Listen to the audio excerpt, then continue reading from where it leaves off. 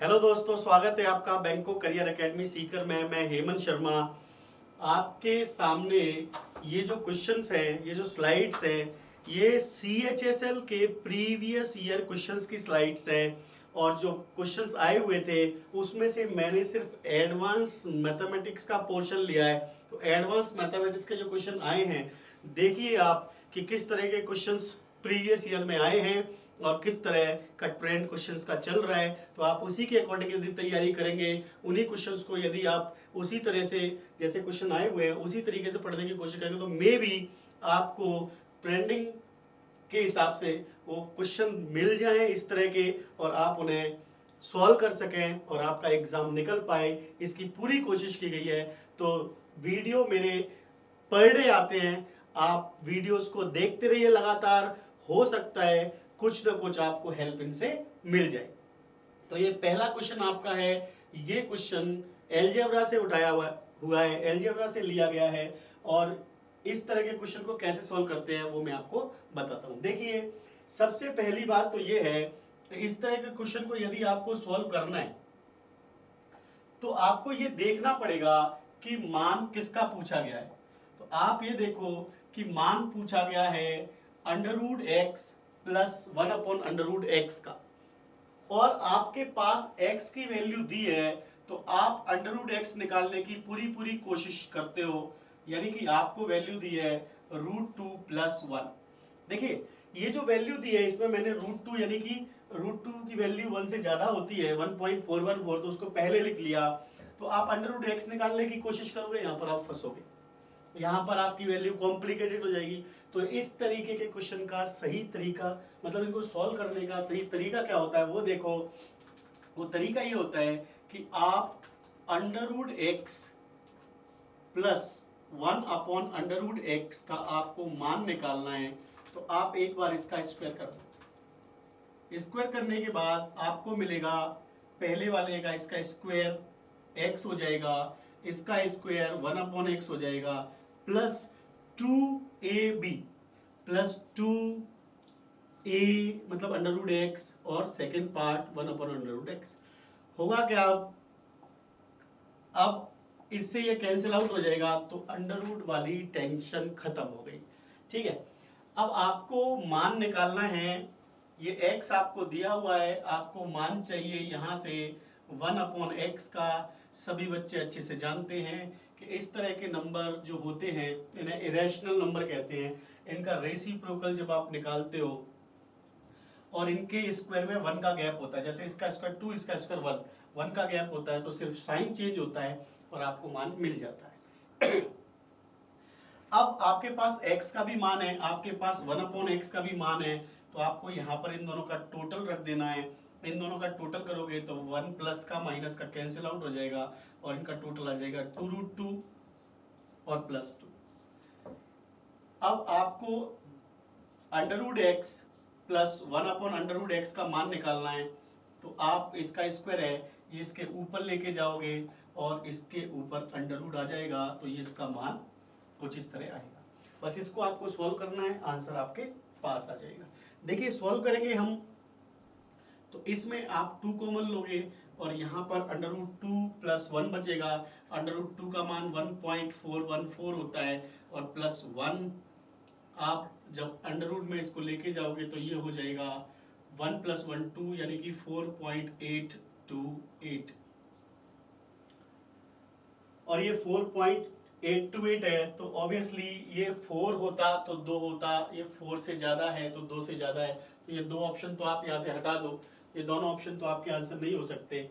हाँ, आपका आंसर मैं जहाँ तक समझता हूँ कि बी और ए में से कोई एक हो सकता है। तो एक बार इसको चेक कर लेते हैं। जैसे कि मान लीजिए पॉइंट हटाया हमने, 3 0 नीचे आ गई और 1 0 और लगा के ये हमने 10,000 बना लिया, तो 100 तो नीचे आ ही जाएगा। इसको 2 0 कटा के 441 से बढ़ा, यानी कि 21 से ये बढ़ा है, देन कितना हो गया 419 और के समथिंग आ जाएगा। तो फाइनली आपका आंसर 2.19 के हिसाब से बनेगा, और 2.19 आपको ऑप्शन में बी दे रखा है। तो इस तरीके से आप कैलकुलेशन तो कर ही सकते हैं, ये कैलकुलेशन वाला पार्ट है, पर ये चीज बहुत इंपॉर्टेंट है कि आपको किस तरह से वैल्यू एडजस्ट करनी है। आई होप समझ में आया होगा। यदि ऐसा क्वेश्चन आपको मिले तो आप इस तरीके से कर सकते हैं। चलते हैं अगले क्वेश्चन की तरफ। हमारा अगला क्वेश्चन है मेंसुरेशन पर बेस्ड। एक आयत की लंबाई चौड़ाई और चौड़ाई का अनुपात दे रखा है आपको 3:2। ये 3:2 दे रखा है आपको लंबाई चौड़ाई का अनुपात, और इसका परिमाप इतना दे रखा है। तो आपको पता है कि यदि कोई आयत आपके सामने है ऐसे, तो आपको सिर्फ इसकी जो लंबाई और चौड़ाई का अनुपात है ये आप ऐसे लिख लो। तो इसके सामने भी ये 3 होगा और इसके सामने ये 2 होगा। तो इसका परिमाप यदि आप देखोगे तो परिमाप आ जाएगा 10 यूनिट का। हम इसको यूनिट वैल्यू बोल देते हैं। तो 10 यूनिट का परिमाप टोटल मिला के 730 आ जाएगा, और आपको 1 यूनिट का मान मिल जाएगा कितना, 73। तो 3 यूनिट का मान आपको 1 यूनिट 73 मिल गया। तो उस हिसाब से 3 यूनिट का मान 3 × 73 मिल जाएगा, और दूसरी यूनिट का मान 2 × 73 मिल जाएगा। तो ये एक्चुअल चौड़ाई हो जाएगी, ये एक्चुअल लंबाई हो जाएगी। अब ये सारी वैल्यूज हैं, इनकी यूनिट वैल्यूज मतलब इनका जो लास्ट डिजिट है वो सबका अलग अलग है।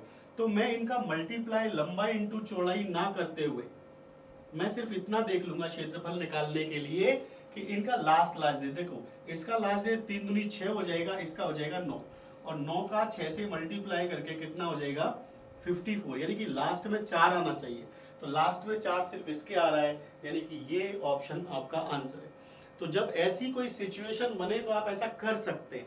यदि लास्ट में 2 नंबर के 4 आ जाए तो थोड़ा मल्टीप्लाई करने का काम और करना पड़ सकता है, लेकिन फिर भी सेकंड टू मतलब लास्ट के 2 डिजिट्स हम पता कर सकते हैं। यदि आपको कैलकुलेशन आता हो तो लास्ट 2 डिजिट निकालनी आती हो तो आप ऐसा कर सकते हैं। अदरवाइज सिंपल तौर पर आप इसका मल्टीप्लाई कर सकते हैं कि 73 आपने कॉमन ले लिया, ठीक है, 73 का स्क्वायर आ जाएगा, और ये हो जाएगा 2 × 3। तो कुछ इस तरीके से भी आ जाएगा, लेकिन कैलकुलेशन आपको करना पड़ सकता है। यहाँ पर हमें लास्ट डिजिट मिल गया और हमने आंसर दे उसको समझ लिया। आइए चलते हैं अगले क्वेश्चन पर। अगला क्वेश्चन आपको ट्रिग्नोमेट्री का दिया हुआ है, ठीक है।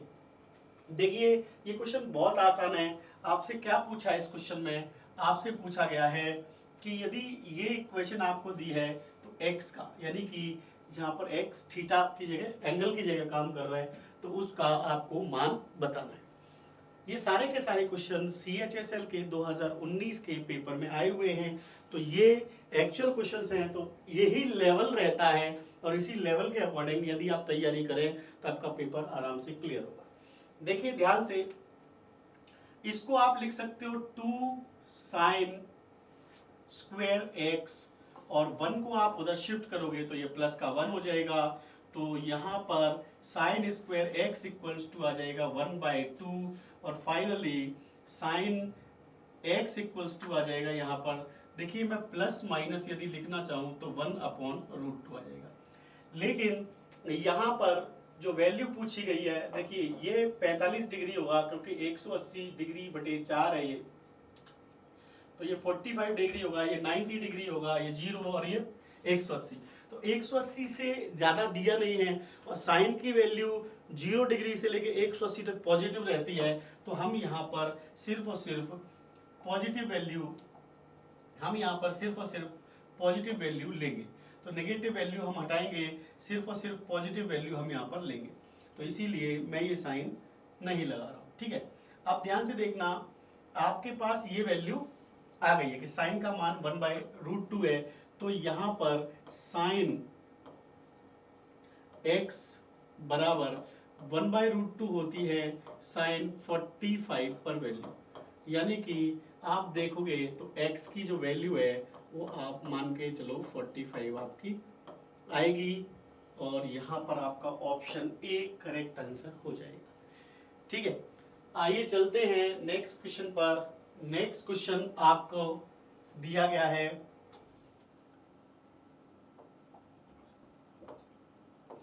इसमें हम कह सकते हैं कि ये कोऑर्डिनेट ज्योमेट्री का क्वेश्चन है, और इसमें आपको वृत्त वाले कॉन्सेप्ट से पूछा गया है। और ये क्वेश्चन पिछले साल यानी कि 2019 में जो पेपर हुए, मैं बताना चाह रहा हूँ, उसमें लगातार ये 2-3 पेपर में 2-3 शिफ्ट में पूछा गया है। तो वृत्त के समीकरण का फॉर्मूला आप जरूर देख लें। देखिए वृत्त के समीकरण का फॉर्मूला क्या होता है, सारे बच्चे देखें। यदि आपका वृत्त है, यदि ये कुछ इस तरह बना हुआ है और ये केंद्र है, तो केंद्र से इसकी त्रिज्या की कोई दूरी नहीं है, मान लीजिए, तो ये केंद्र है और इसी को हम त्रिज्या बोलेंगे। ये देखो, ये और ये वृत्त, ये त्रिज्या हो जाएगी, ये त्रिज्या के बराबर ही हो जाएगी। तो जब x की दूरी और y की दूरी त्रिज्या यानी r के बराबर होती है, तो सिर्फ एक फॉर्मूला बनता है वृत्त का, वो बनता है x square plus y square बराबर r स्क्वायर। ठीक है, x square plus y square बराबर क्या बन जाता है, आर स्क्वायर बन जाता है। अब यहाँ पर ये एक्स और वाई क्या है, यहाँ पर पॉइंट्स हैं, और इनको यदि खिसका दिया जाए, थोड़ा सा शिफ्ट कर दिया जाए, तो आपको पता है कि ये सेंटर चेंज हो गया है। ये सेंटर कहाँ पर है, 0 0 पर है, इसको आप 0 0 पर बोल सकते हो। तो इस तरीके का मतलब सेंटर ऑफ द ओरिजिन जो होता है वो इस हिसाब से ये वाला फॉर्मूला इसमें लगता है। और जैसे ही इसको थोड़ा शिफ्ट कर देंगे, मान लीजिए कि इसको h शिफ्ट कर दिया और इसको हमने k शिफ्ट कर दिया, तो फॉर्मूला इस तरह से चेंज हो जाता है। तो अभी आपको ये वाला फॉर्मूला काम में लेना है और इसमें आपको जो वैल्यूज दिए हैं वो आपको इसमें रख देनी है। तो उस हिसाब से देखेंगे हम कि आपका क्या आंसर आएगा।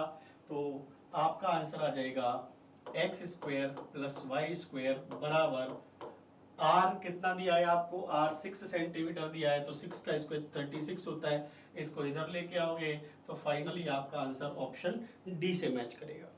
तो ऑप्शन डी इसका करेक्ट आंसर होगा।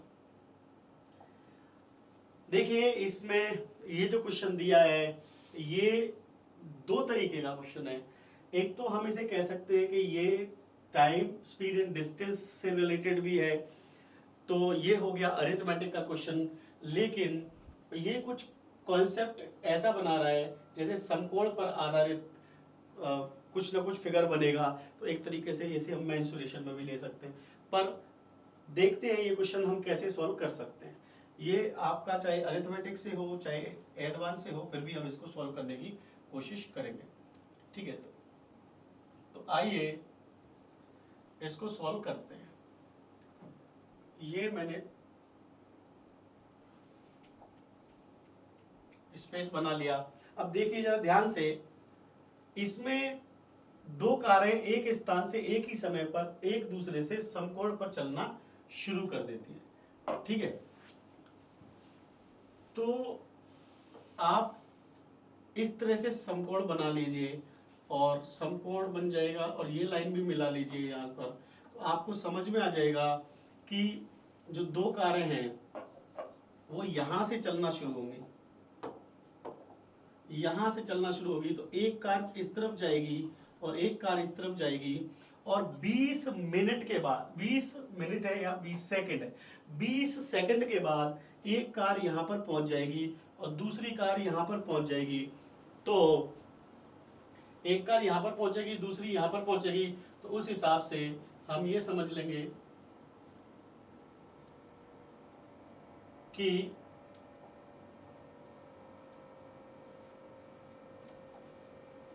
इनके बीच की जो दूरी है, इनके बीच की जो दूरी है वो क्या होगी।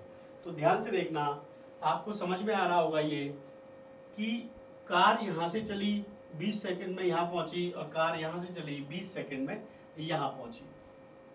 ठीक है, अब यहां पर मान लीजिए इस जगह पे मैं इसको हटाकर इस जगह पे बना लेता हूं छोटा, समझ में आपको आ गया होगा। 20 सेकंड में कार यहाँ पहुंची है, तो यहाँ पर क्या है कि यहाँ पर यदि ये कितना है, पहले वाली की चाल है 54, तो 54 किलोमीटर को मुझे मीटर पर सेकंड में कन्वर्ट करना पड़ेगा। तो एक सेकंड में यदि मैं 54 को मीटर पर सेकंड में कन्वर्ट करूं तो कितना हो जाएगा, 5/18 मीटर पर सेकंड। तो 18 से काटेंगे यानी कि ये कितना है 15 मीटर पर सेकेंड, लेकिन इसको तो 20 सेकेंड में जाना है, तो इसका मतलब ये कितना मीटर जाएगी 300 मीटर। तो यहाँ पर आप 54 किलोमीटर की जगह आप आराम से रख सकते हो कि ये जो है लाइन ये 20 सेकेंड में 300 मीटर की दूरी की है। और यदि आप 72 को करोगे इसी तरह कन्वर्ट 5/18 × 20 तो ये आ जाएगा आपका 400 मीटर, क्योंकि 18 × 3 = 54, 18 × 4 = 72 होता है। अब यदि पाइथागोरस थ्योरम लगाओगे इसमें तो 3, 4 और 5 की ट्रिपलेट बनेगी। 2 जीरो का मतलब है ये एक दूसरे से ये दोनों कारें 500 मीटर की दूरी पर होंगे। तो बड़ा सिंपल सा क्वेश्चन था, लेकिन कॉन्सेप्ट इसका अच्छा था, कॉन्सेप्ट बढ़िया था। पाइथागोरस थ्योरम लग रही है इसमें, और साथ में ही किलोमीटर पर आवर को मीटर पर सेकंड में कन्वर्ट किया गया है। ऐसे क्वेश्चन बड़े आसान भी होते हैं, लेकिन आपको प्रैक्टिस करनी तो पड़ेगी ही। देखिए अगला जो क्वेश्चन है वो ट्रिग्नोमेट्री पर बेस्ड है। इसमें आपको लिखा हुआ है कि कॉट थीटा आपको मान दिया, कॉट थीटा आपको दिया है कितना 80/39। और सारे बच्चे जानते हैं कि यदि वो ट्रायंगल बनाए तो कॉट का मान होता है आधार बटे लंब। अब आधार 80 है और लंब कितना है 39 हो गया। तो इन दोनों को देखो तो एक पाइथागोरियन ट्रिपलेट होती है 39, 80 और 89, मतलब कि इसका स्क्वायर प्लस इसका स्क्वायर बराबर इसका स्क्वायर होता है। अब मान पूछा है उन्होंने कॉसेक थीटा का, तो कॉसेक थीटा का मान आ जाएगा आपका, कॉसेक थीटा का मान आ जाएगा हाइपोटेनस अपॉन परपेंडिकुलर, यानी कि 89/39। तो करेक्ट आंसर क्या आ गया 89/39 आपका आंसर आ गया है। आपको आई होप समझ में आ रहा होगा। यदि आपको याद नहीं है तो आपको स्क्वायर करके जोड़ के देखना पड़ेगा। तो कोशिश करो कि पाइथागोरियन ट्रिपलेट के कम से कम 8-9 पेयर आप याद रख सको। ठीक है, चलिए आइए चलते हैं क्वेश्चन नंबर 7 की तरफ। वृत्त के केंद्र से 5 सेंटीमीटर की दूरी पर 24 सेंटीमीटर की एक जीवा स्थित है। तो ये बन गया वृत्त, और यहाँ पर मैं बना लूंगा एक सेंटर, और ये बन गई एक जीवा, और यहाँ पर फिर मेरे को एक यहाँ से परपेंडिकुलर डालना पड़ेगा, और परपेंडिकुलर ही हमेशा एक दूरी को शो करता है। करेक्ट दूरी परपेंडिकुलर से ही जो शॉर्टेस्ट डिस्टेंस होती है वो शो होती है। तो दूरी 24 सेंटीमीटर की है, 24 सेंटीमीटर लंबी एक जीवा है और दूरी 5 सेंटीमीटर की है। तो ये दूरी 5 सेंटीमीटर की है, और ये होता क्या है कि सेंटर से यदि परपेंडिकुलर आएगा तो जीवा को दो बराबर भागों में विभाजित कर देगा, और बराबर भागों में विभाजित करेगा तो ये हो जाएगी 24 सेंटीमीटर से कितने की 12 और 12। फिर ये रेडियस आएगी तो 5, 12, 13, यानी कि पाइथागोरियन ट्रिपलेट के हिसाब से 5 का स्क्वायर प्लस 12 का स्क्वायर बराबर 13 का होता है। तो इसकी जो रेडियस है, इसका जो आर है वो कितना आ गया 13 सेंटीमीटर। बहुत इंपॉर्टेंट चीज है ये, पाइथागोरियन ट्रिपलेट से जल्दी आ गया, नहीं तो एक 12 का स्क्वायर प्लस 5 का स्क्वायर बराबर 13 का स्क्वायर करना पड़ता अपने को। अच्छा अब देखो ध्यान से, इसका क्षेत्रफल ज्ञात करो। तो इसका क्षेत्रफल आराम से आपको पता चल सकता है। तो एरिया ऑफ सर्कल क्या होता है, एरिया ऑफ सर्कल ये होता है पाई आर स्क्वायर। आर की वैल्यू आपके पास 13 है, पाई की वैल्यू आप सपोज 22/7 लिख सकते हो, 22/7, और ये कितना हो गया, ये हो गया 13 × 13। डन। अब आप यहां पर इसको कैलकुलेट करोगे, then you will get the answer. कितना हो जाएगा 169/21। तो आप इसको 22/7 को लिख सकते हो 3.14 × 169, और जब आप इसका मल्टीप्लाई करोगे तो आपको आंसर आ जाएगा, या फिर आप मल्टीप्लाई करके ही आंसर निकाल सकते हो, आपके ऊपर डिपेंड करता है, it's totally up to you. देखो मैं आपको कैलकुलेशन करके दिखाई देता हूँ। इसमें मैंने क्या किया कि ये हो गया 22 × 169 और डिवाइडेड बाय 7, इसमें मैं मल्टीप्लाई करूंगा 169 का 2 से,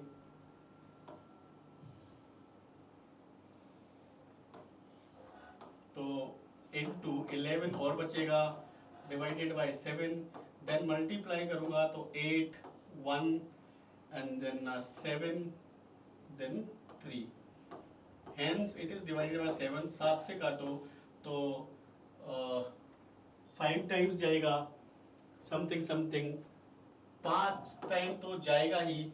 तो फाइनली आपका आंसर देखो ये आ जाएगा, क्योंकि कोई भी 5 बार नहीं कट रहा है तो कंप्लीट काटने की जरूरत नहीं है। तो ऐसे करके कैलकुलेशन थोड़ा सा तो देते हैं, पर कॉन्सेप्चुअल क्वेश्चंस दे नहीं रहे, मतलब सिंपल कॉन्सेप्ट बेस्ड क्वेश्चन आ रहे हैं, कैलकुलेशन ज्यादा आ रहे हैं। तो आपने इतने क्वेश्चंस में यही देखा कि कैलकुलेशन लास्ट में आपको करना पड़ता है, और क्वेश्चन के जो कॉन्सेप्ट है बहुत इजी आ रहे हैं, तो कैलकुलेशन पे ध्यान देकर आप एग्जाम की प्रिपरेशन करें।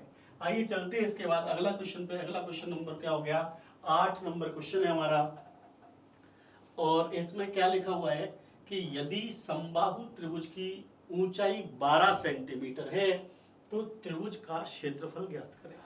देखिए समबाहु त्रिभुज ये रहा और इसकी ये ऊंचाई रही, और सबको पता है कि ये जो ऊंचाई होती है हाइट समबाहु त्रिभुज की, वो होती है √3/2 इंटू ए, और इसका जो एरिया होता है, एरिया वो होता है √3/4 इंटू ए स्क्वायर।